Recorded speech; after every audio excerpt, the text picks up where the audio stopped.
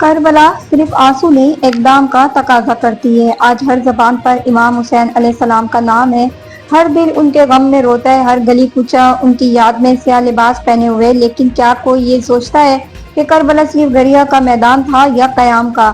جس یزید کے خلاف امام حسین علیہ السلام تلوار اٹھائے، وہ یزید صرف سن 61 ہجری کا کردار نہیں تھا۔ آج بھی یزید زندہ ہے، نئے ناموں میں، نئے چہروں میں، نئے لباس میں۔ آج بھی وہ ظالم کرسیوں پر بیٹھا ہے، آج بھی حق کو دبایا جا رہا ہے، آج بھی بے گناہوں کا خون بہایا جا رہا ہے، آج بھی سچ بولنے والے قیدی اور جھوٹ بولنے والے تخت پر بیٹھے ہیں۔ مگر المیہ یہ اس وقت کی یزید کے خلاف خاموشی تھی، آج کے یزید کے خلاف بھی خاموشی ہے۔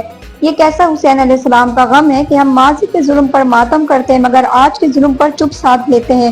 اگر امام حسین علیہ السلام صرف رونا چاہتے تو مدینے میں بیٹھ کر رو لیتے، وہ تو اٹھتے تھے، نکلتے تھے، حق کے لیے جان قربان کی تھی، کربلا کی سرزمین پر خون بہایا تاکہ کل کوئی یزید ظلم کرے تو امت خاموش نہ رہے۔ لیکن افسوس، آج کے حکمران، آج کے سیاستدان، آج کے رہنما یزید کے نقش قدم پر چل رہے، قوم صرف نوحہ کر رہی۔ یہ گریہ، یہ ماتم، یہ مجلسیں سب عظیم ہیں، مگر کیا یہ سب امام حسین علیہ السلام کا قرض اتارنے کے لیے کافی ہیں؟ جب تک ہم آج کے یزید کے خلاف زبان نہیں کھولتے، اگر تم امام حسین علیہ السلام کے غم میں روتے ہو تو آج کے یزید کے خلاف اٹھو، بولو، لڑو، ورنہ تم بھی ان لوگوں کی صف میں ہو جو کربلا میں خاموش تماشائی بنے رہے اور بعد میں فقط افسوس کرتے رہے۔ حسین کی یاد منانا کافی نہیں، حسین کی راہ پر چلنا بھی ضروری ہے۔ تو فیصلہ کرو، تم مجلسوں میں بیٹھ کر گریہ کرنے والے ہو یا ظالم کے سامنے کلمہ حق کہنے والے، کیونکہ کربلا کا پیغام صرف آنکھوں کے آنسو نہیں بلکہ ضمیر کی بیداری ہے۔